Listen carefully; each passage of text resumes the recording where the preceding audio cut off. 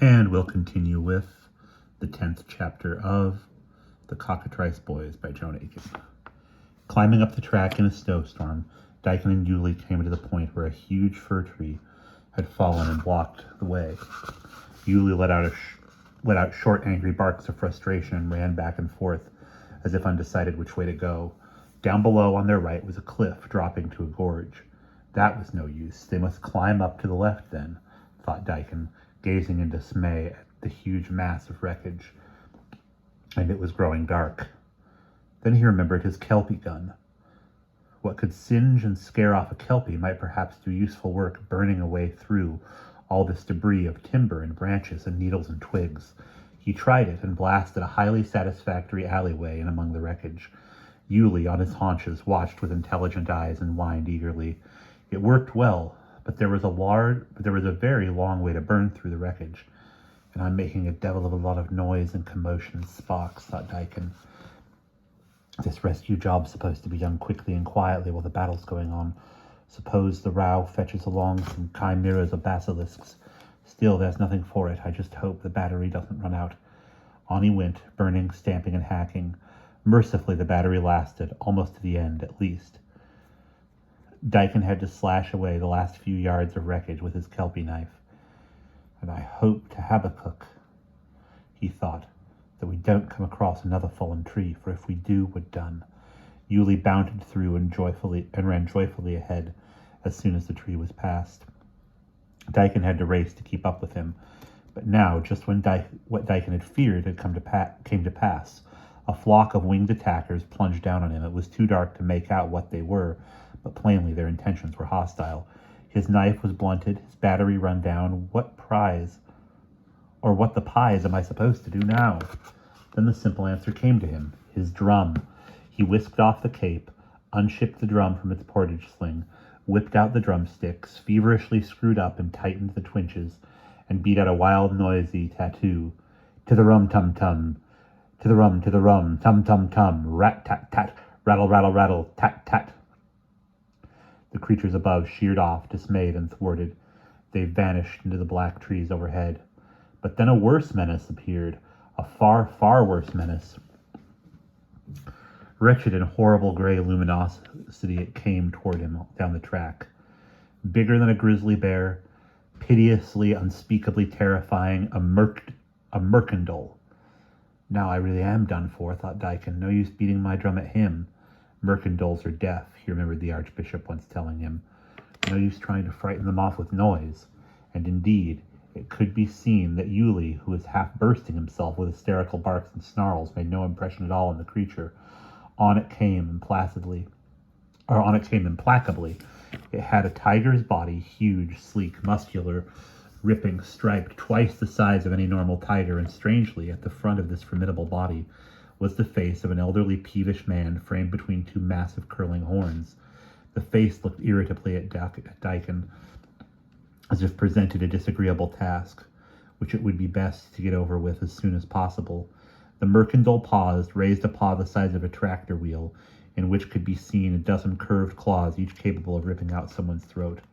What had Dr. Wren said was the best way to deal with a mercandole? The same as some other creature, same family, which? What had he said? The muscles of Dyken's mind seemed paralyzed with terror. They refused to function. Which other creature? Which? Then the muscles of his mind finally released their grip and let go. With a gulp of relief, he remembered. Basilisks, of course. You turned, the Archbishop had said. He had a wound in his heel. You turn and look at them over your shoulder. Throw something. They detest bright colors. Dyken dropped his weapons and plunged his hands into his pockets. What, in the name of goodness, was this? He pulled it out, at the same time envisioning the immense piece of live danger approaching him down the track, coming closer and closer. The thing in his pocket was a little string sack of colored candies. Pollylollies. How in the world could they have got there? He had not seen candies or sweets for 10 years longer. But it was precisely what was needed in the present crisis. He undid the string and flung handfuls of the little hard things over his shoulder at the advancing beast, staring into its gloomy face as he did so. The mercantile paused and brayed angrily, a sound that was more a bellow than a roar. It shook its head. One of the candies had evidently lodged in its eye. Staggering, it shook its head again, then lost balance completely and lurched over the edge of the track. Down it went, plunging and somersaulting until it vanished from view among a clump of pines. "Save us!"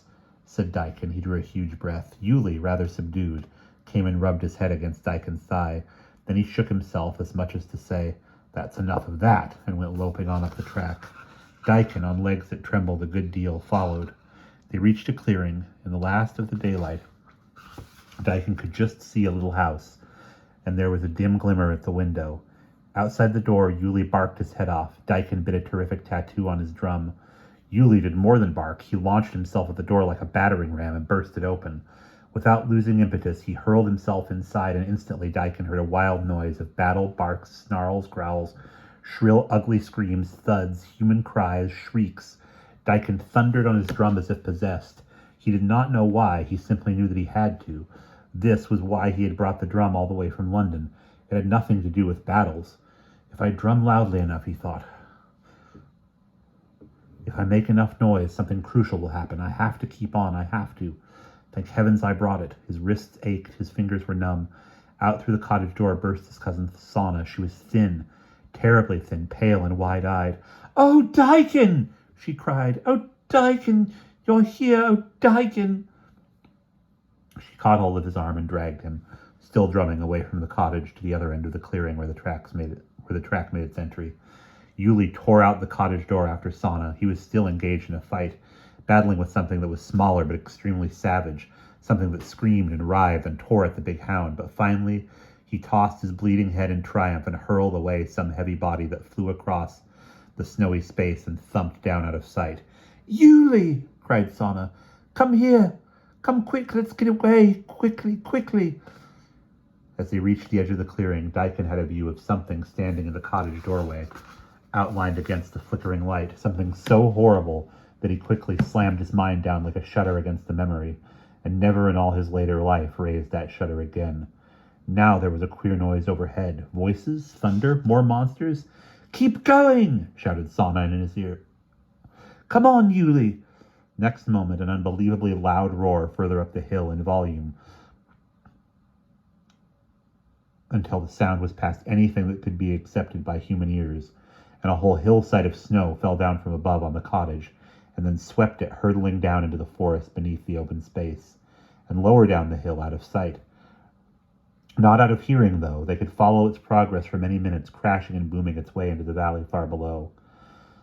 "An avalanche!" breathed Sana. "We got away just in time. Oh, Daikin!" Speechlessly, they hugged one another. Yuli whined.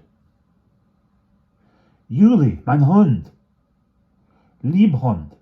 Beautiful, beautiful dog!" Sana knelt down and hugged him too. Then she cried out, "Oh, Daikin, he's hurt! Terribly hurt! He has a most awful wound in his neck! That foul rat must have done it." "Was that what it was? A rat?" Daikin said. "It must have been the biggest rat in the world." He shuddered, thinking of the other thing he had seen, the thing in the doorway. "Are you all right, Sana? Are you sure?" "Yes," she said hastily. "I'm all right, but we must get Yuli back to the train. He's in a bad way." Indeed, when the dog tried to stand, he staggered and fell down again. "We'll have to carry him," said Daikin. "But how?" Sana frowned. Then she plunged a hand into her pocket and brought out a tangle of cord. Excuse me. "I knew this would come in useful. We'll find 2 straight branches and lace the cord back and forth to make a litter." Although it was now dark, they could find what they needed easily enough in the snow. Daikin hacked a couple of branches with his kelpie knife. There was not quite enough cord, even with Sana's skipping rope, so Daikin undid the lacings of his drum, and they made a kind of stretcher. Lifting Yuli on it was no easy job, for he was a massive weight and whined pitifully when they shifted him. But at last he was arranged with his weight well distributed, and nothing important dangling over the side. "It's going to be an awful job," said Daikin forebodingly. "We're not leaving Yuli behind," said Sana. "She was going to set the rat on me. He came in just in time to save me." It was an awful job getting Yuli down Sorrow Glen.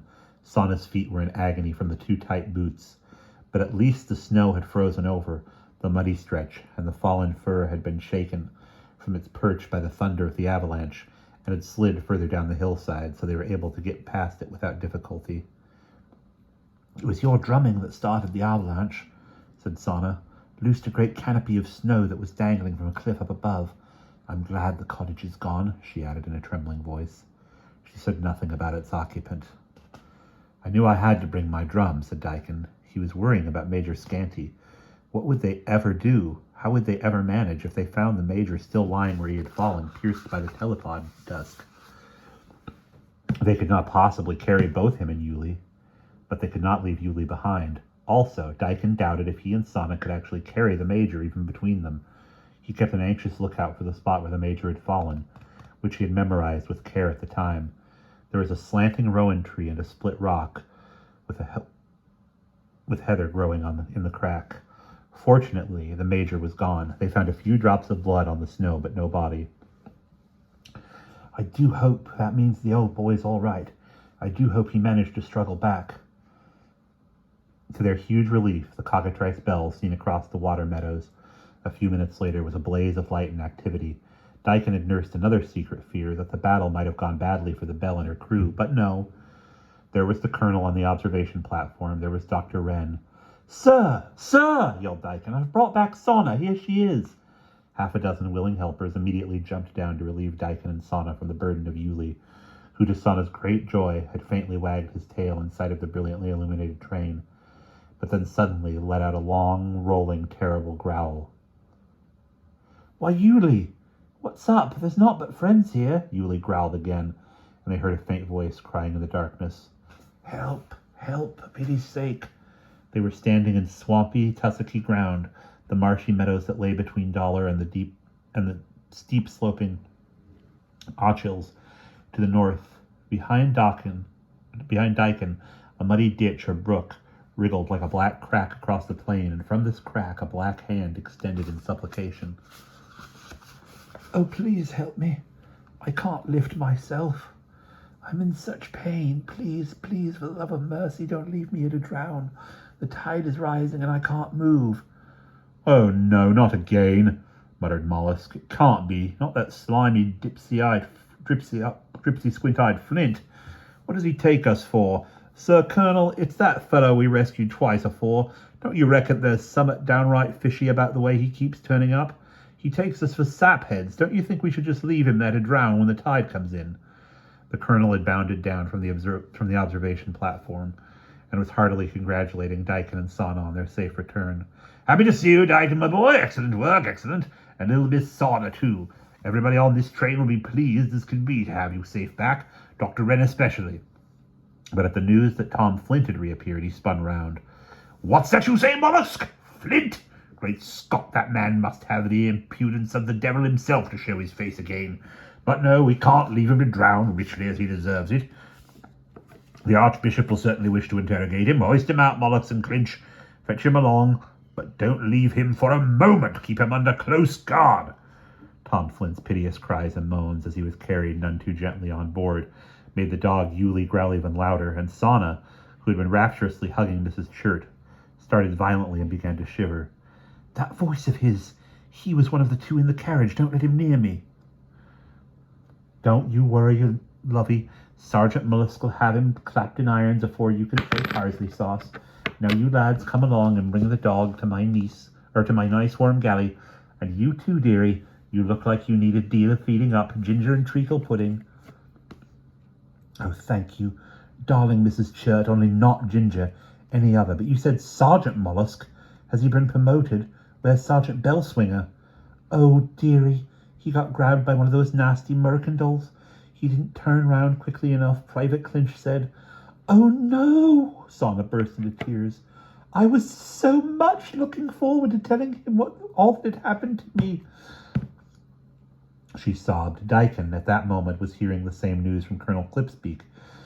He was within an inch of weeping, too, and had to swallow several times to bite his lip. Never again to have a fist like a leg of mutton thump him between the shoulder blades. Never to hear that friendly roar address him as, "You little article." "What about Major Scanty, sir, and Lieutenant Upfold, the colonel sighed. I'm afraid Upfold got demolished by a troll, but Major Scanty was happily rescued by Dr. Wren, who, with great intrepidity, dashed out through the thick of battle when he saw the Major dragging himself toward the train. Then cleverly packed the tusk that had stabbed the Major with ice so as to prevent excessive bleeding when it was withdrawn.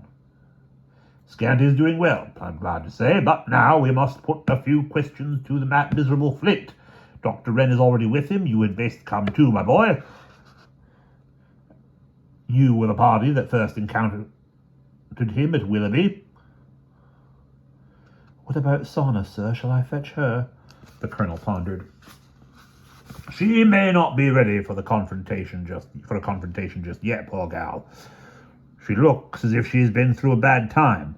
Flint had been carried off to his former quarters, the small cabin behind the door. Clinch and Tussock stood guard outside the door. Dr. Wren's in with the blighter at the moment, Tussock told the colonel in a low tone. It's a mighty queer thing, sir. You'll hardly believe this, but it's a wonder the cove is alive at all. He hardly has any right to be. Both his feet have been burnt off at the ankles. What? Can you be serious, man? True as I stand here, Colonel.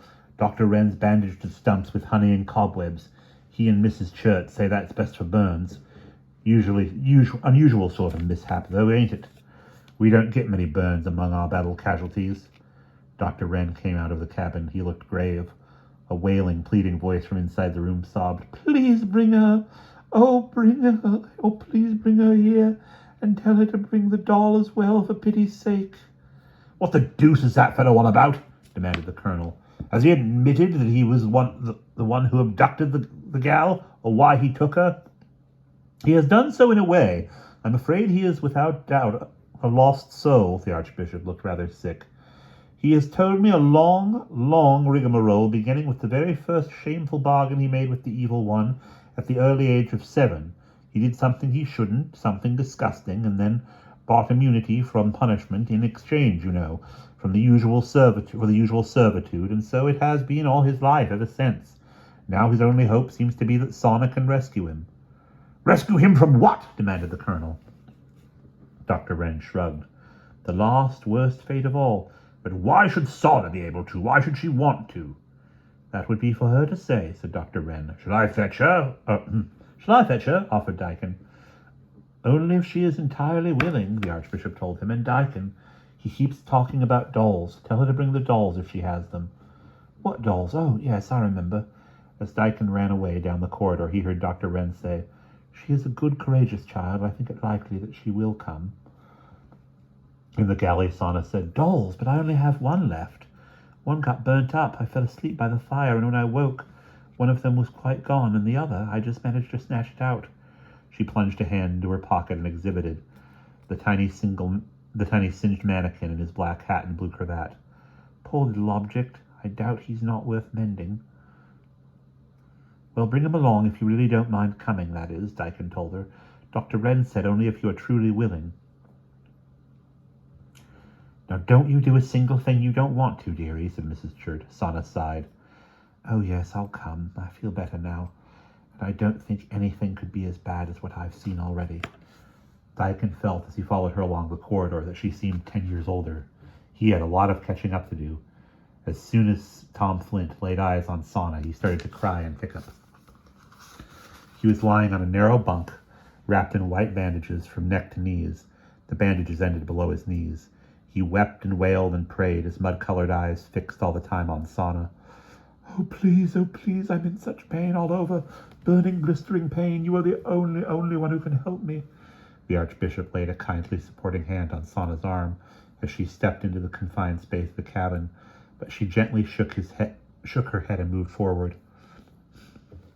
Why should I help you? She asked the man on the bunk. You escaped, didn't you? You got away. I didn't take you right up to the door. You had a chance to get away, didn't you? And you took it. You did get away. Here you are now. The eyes like pools of slime beseeched her. Sauna said calmly, You stopped where you did because a tree had fallen. You couldn't get by. Oh, please, don't hold that against me. Perhaps the tree was meant to fall, and you could do such a noble, noble deed. You could save me forever. I rather doubt if that's the case, remarked the Archbishop dispassionately. Sauna looked with care into Tom Flint's bony, damp, besieging face. A thoughtful pause ensued. Then she said slowly, "Aren't you still hoping to catch me? Isn't this another try for a last-minute bargain with somebody?" "No!" screamed Tom Flint, looking wildly round him. "No, no, no, no, I swear it. Never, I swear." "Swear by what name?" demanded the Archbishop in a voice of iron. "By what authority?" The man on the bed winced and writhed as if he had been exposed to searing heat. "Only help me," begged Sauna. "I can't do you any harm, and it will deliver me out of torment. Just give me the dolls." He kept his eyes away from Dr. Wren. "But only one doll is left," said Sauna. She drew it from her pocket, the small, soiled puppet in the black hat, white shirt and blue cravat. The trousers were torn. The wooden feet were merely charred stumps. Tom Flint's eyes lit amazingly at the sight of it. They glowed. He made a restless movement, but his hands, Aiken saw, were manacled together. "Free my hands, please. Please, I can't run. I can't possibly escape. How could I?" Wren and Clipspeak looked at one another. "What do you think, Archbishop?" asked the colonel dubiously. The Archbishop rubbed his chin. "I must say, it's hard to see what he could achieve." "Undo the handcuffs, then, Clinch," ordered the colonel. Clinch stepped smartly forward and did so. The hurt man on the bed rubbed his hands slowly together several times. The movement reminded Aiken of a snake he had seen once, rubbing off its shed winter skin. He felt a sudden sense of alarm and mistrust. He leapt forward. "Don't let him touch Sauna!" The man on the bed had reared up like a cobra about to strike, reaching for Sauna. Aiken pulled her back. She let go of the tiny doll, which fell into Flint's groping, grabbing hands. Instantly, there was a blinding flash and a shatteringly loud crack of sound, as if from a chemical explosion. The cabin was filled with thick, acrid white smoke. "Out of here, quick!" yelled the colonel. "Get the gal out first." They all tumbled into the corridor, coughing, gasping, and blinded. "Fetch the snark masks," ordered the colonel. But by the time the masks were fetched from the quartermaster's store, there was no need to put them on. The sour, choking fumes had cleared as rapidly as they came. From inside the cabin, there was no sound at all. "Mollusk," said the colonel after a few moments, "put your mask back on. Go in there with your ray pistol cocked and see what's up." "Yes, sir." Mollusk went in and came back, round-eyed, pulling off his mask. "Say, Colonel, you'll never believe this." "Well, what?" snapped the colonel. "He ain't there, only a big lump of summit." Impatiently, the colonel pushed Mollusk aside and went in the cabin himself, closely followed by Dr. Wren, Aiken, and Sauna. Mollusk was perfectly correct. On the bed lay a large brownish-grayish whitish lump of substance, roughly the size and shape of a man. Dr. Wren tapped this cautiously with the earpiece of his spectacles. "Stone," he said quietly. "The man has been turned to stone. In fact, to be quite precise, he has turned into a piece of flint. I think this must be regarded as a diabolical joke. We are left with the substitute. The real essence of the man has gone, who knows where, but I think we are safe in concluding nowhere at all comfortable." "Your doll is gone too," said Aiken said to Sauna. "I wouldn't have wanted it, not ever again." Then turning to Dr. Wren, Sauna said, "Do you know, sir, I once stole that doll?" "You did, my child?" He did not seem the least surprised. "Yes, from Woolworth's when I was 6, and my mam was so angry with me when I came home with it that she made me go back and tell the lady at the counter what I had done. And do you know, the lady, she wasn't angry, not exactly, but she paid for the doll herself, and the other one as well, and gave them to me. She said having them would remind me never in my whole life to take a thing that wasn't mine." "You were luckier than Tom Flint," said the Archbishop sadly, and we'll pause there.